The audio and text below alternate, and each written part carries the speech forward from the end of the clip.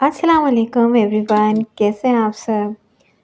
ये भी एक कहानी है कि लड़कियां अपने घर चली जाती हैं ब्याह के, तो माँ-बाप की ज़िंदगी में सुकून आ जाता है। असल सुकून तो तब आता है जब बेटी खुशहाल होती है अपने घर में, जब उसे कोई दुःख नहीं होता।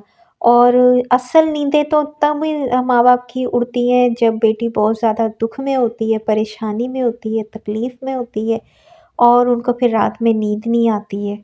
और फिर उनको दुःख और तकलीफ़ होता है कि हमने अपनी बच्ची के साथ क्या कर दिया, किन हाथों में अपनी बच्ची को दे दिया, जो उन उसके ऊपर ज़ुल्म करते हैं और भी बहुत सी बातें होती हैं। चलें जी, अगर अपने घर में ले आते हैं तो और ज़िंदगी ख़राब हो जाती है। लोग पूछना शुरू कर देते हैं कि जी बेटी घर आ गई है, खैर से आई है, कोई मसला तो नहीं है।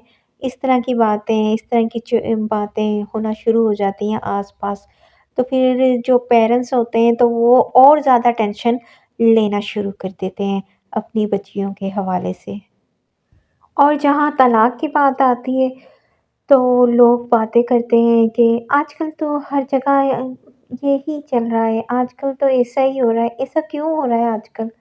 आजकल बहुत ज़्यादा बेरोज़गारी हो गई है या आजकल लोगों के सर के ऊपर बहुत ज़्यादा सींग निकल आए कि वो इस तरह की मतलब कि अपना घर खुद ही ख़राब कर लेते हैं। मतलब उल्टी-सीधी हरकतों में आ जाते हैं, मतलब कि हर कोई शादी करता है, हर इंसान ही अपनी ज़िंदगी को आगे लेके चलता है। ऐसा तो नहीं होता कि वो मतलब कि किसी की बातों में आके अपनी बीवी को छोड़ दे या वो खुला ले ले या वो तलाक दे दे। ऐसी चीज़ें तो नहीं होती ना, अपने बच्चे, अपना घर, अपना सब कुछ बर्बाद कर लें। मेरे ख़्याल से शादी अ, करना और ये कोई गुड्डा-गुड्डी का खेल तो होता नहीं है, पहले ज़माने में ऐसे ही कहा जाता था। लेकिन अब इसकी नोयत और ये सब चीज़ें बहुत ही फ़नी उसमें लोग पेश करना शुरू हो चुके हैं कि जी आजकल तो हर जगह का रवाज है, अब क्या मतलब कहना। आजकल हर तीसरे बंदे की तलाक हुई हुई होती है। या आजकल हर तीसरी बंदी की तलाक हुई होती है। ऐसा ही चल रहा है माशरे में। आजकल अपने आप के बारे में भी सोचना ऐसा ही है जैसे गुनाह हो गया हो। तो यहाँ पे मैं आप लोगों को अपनी रूटीन के बारे में बता दूँ कि मैं सुबह सवेरे उठी हूँ। सुबह जब सूरज तुलू होता है, जब सूरज की किरणें बिखरती हैं, तो उस टाइम मेरे हस्बैंड को जाना था किसी काम से, सुबह-सुबह उठ जाते हैं, नमाज़ वग़ैरह अदा होती है। फिर उसके बाद नाश्ता बनना शुरू हो जाता है हमारे घर में और नाश्ते से फ़ारिग होने के बाद मेरी बेटी उठ गई थी, फिर उसके लिए नाश्ता वग़ैरह बन जाता है, घर के काम शुरू हो जाते हैं और फिर उसके बाद दोपहर में लंच टाइम जब होता है 12-1 बजे के टाइम, तो उसे कुछ लंच के लिए बना के मैं देती हूँ, जैसा कि मैं अभी बना के दे रही हूँ।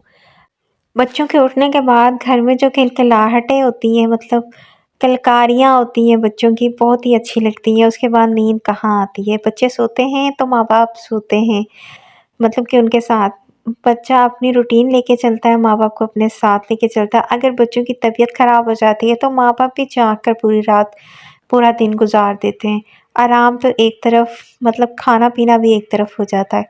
तो यही ज़िंदगी है, यही ज़िंदगी के रंग हैं बच्चों के साथ। अल्लाह पाक सबके बच्चों को सेहत दे, तंदुरुस्ती दे। आमीन सुम्मा आमीन। हमारे बच्चों को भी सेहत और तंदुरुस्ती दे। अच्छा, मैं चावल का पुलाव गरम कर रही हूँ और यहाँ पे मेरी बेटी बहुत शौक़ से चावल खाती है, तो दिन में ख़ास तौर पे मैं उसको चावल बना के ही देती हूँ। और ये काफ़ी टाइम से, जब से उसने खाना-पीना स्टार्ट किया था, तो यह दोपहर में उसकी रूटीन होती थी कि उसे मैंने डेली राइस देने हैं। वो जिस फ़ॉर्म में भी मैं देती हूँ उसको, वो बहुत शौक़ से खाती है। आगे चलते हैं, जहाँ हम बात कर रहे थे वहाँ से हम कंटिन्यू करेंगे कि डाइवोर्स, जो डाइवर्सी औरत होती है, मतलब वुमेन होती है, उसका इतना ज़्यादा ना अच्छा नहीं समझा जाता उसको। जैसे तो उसने कोई गुनाह कर दिया है डाइवोर्स लेके अपने बारे में सोच के। ऐसा नहीं होता हर जगह। अ, हर औरत को कोई मसला होता है तो वो अपने शौहर को छोड़ती है। अदरवाइज़ मैं नहीं मानती कि इतने अरमानों से शादी करके आप अपने घर को खैर बाय बाय टाटा बोल दोगे।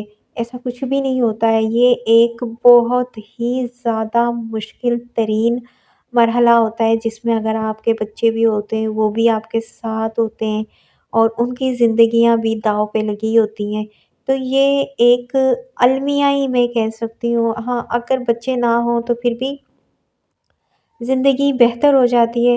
लेकिन ये मैं कहूँगी कि बच्चों के साथ ज़िंदगी कठिन हो जाती है बहुत ज़्यादा। जो माँ-बाप एक-दूसरे को सज़ा देते हैं, वो बच्चों को भी मिलती है। और मैं यही कहूँगी अल्लाह पाक सबकी बेटियों को अपने हिफ्ज़-ओ-ईमान में रखे। सबके नसीबों को अल्लाह पाक भाग लगाए और किसी की बेटी के साथ ऐसा ना हो। अच्छा, लोग जब रिश्ता लेने के लिए आते हैं आपकी बेटी का, तो कितने ही प्यार से आते हैं और कितने ही अच्छे इखलाक से बातें करते हैं और प्यार से बातें करते हैं। जी, आपकी बेटी को क्या आता है? जी, आपकी बेटी कैसे के रहती है? जी, हमारी बच्ची है। जी, हम लेके जाएँगे। ऐसा सब कुछ कर करा के ना वो लोग ले जाते हैं। शादी वाला दिन भी आ जाता है और फिर उसके बाद जो 1 महीने के बाद या दूसरे दिन से जो कहानी शुरू होती है, जो ख़त्म ना होने का नाम लेती ही नहीं है। वो इस तरह की कहानी शुरू होती है कि बस क्या ही बताएँ कि लोग सुनाते रहते हैं और वो ख़त्म ही नहीं हो पाती है। बस ऐसा तसलसल शुरू हो जाता है। अच्छा, तो ये जो सब सारी चीज़ें होती हैं ना, ये मैं बताऊँ हर किसी के साथ होती हैं। आप किसी भी घर में जाओगे ना, चाहे वो कितना ही क्यों ना अच्छा हो, लेकिन आपको उसमें एडजस्ट करने में टाइम लगता है। आपको वहाँ के रूल रेगुलेशन देखने में टाइम लगता है, समझने में टाइम लगता है। आपको लोगों को समझने में, परखने में टाइम लगता है। आपको वो जो कहते हैं ना, लोगों की समझ आने में टाइम लगता है। मैं नहीं मानती कि आप अपनी माँ के पेट से सब कुछ सीख कर जा रहे हैं, ऐसा कुछ भी नहीं होता। बहुत कम लोग होते हैं जो समझदार होते हैं, जिनको बहुत जल्दी बातें समझना आ जाती हैं। ऐसे लोग बहुत कम होते हैं जिन्हें समझ भी आ रही होती है लेकिन वो समझना नहीं चाहते, ऐसे लोग भी होते हैं। मुझे समझ में नहीं आती है कि माँ-बाप अपने बच्चों को हर चीज़ सिखा के भेज देते हैं। माँ अपनी बेटी को हर हुनर सिखा कर भेजती है, खाना बनाना, कढ़ाई, हर चीज़। आजकल वैसे ही बहुत ज़्यादा सेंटर्स आ चुके हैं कि जो बहुत सारी चीज़ें सिखा रहे होते हैं।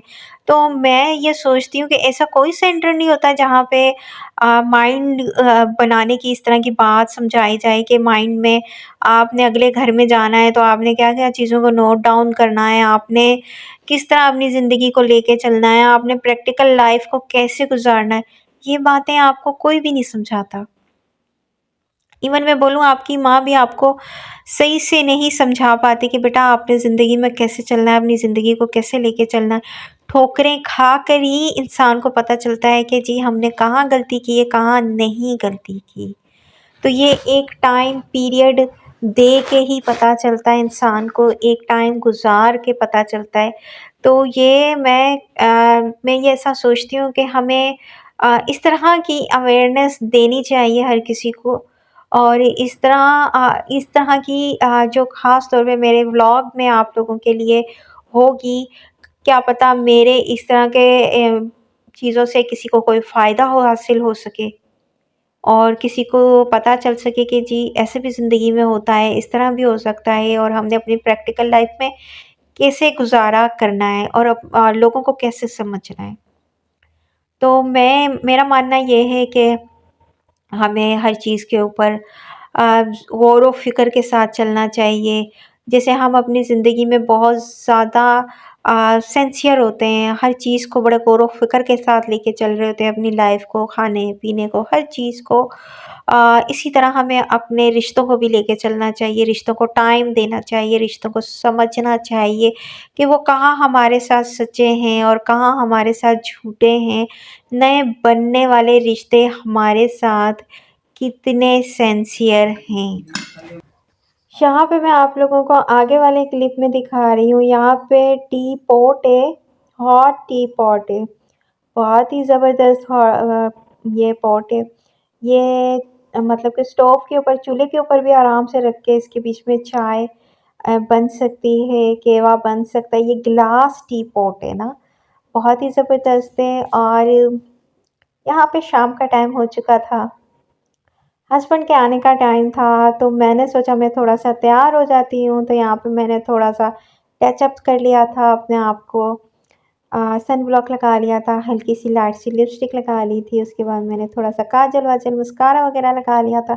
थोड़ा-सा फ्रेश फ़ील भी होना चाहिए ना अपनी लाइफ़ में, अपने आप को थोड़ा फ्रेश थोड़ा स्पेशल फ़ील करवाना चाहिए। तो यहाँ पे रात की खाने की तैयारी शुरू हो चुकी थी। मगरिब के बाद से ही हमारे घर में खाना बनना शुरू हो जाता है। इवन जब सर्दियाँ होती हैं तो मगरिब तक ही बन जाता है। तो ये रूटीन बेस्ट है। और अगर आप लोगों को मेरे ब्लॉग अच्छे लगते हैं तो प्लीज़ लाइक, कमेंट, शेयर कीजिएगा और अपनी राय लाज़मी दीजिएगा। मिलते हैं हम लोग इसी तरह हेल्दी, हँसते, खेलते ब्लॉग्स में। तो तब तक के लिए अल्लाह हाफ़िज़। अपनी दुआओं में याद रखिएगा अपनी बहन को। अल्लाह हाफ़िज़, बाय बाय, टेक केयर।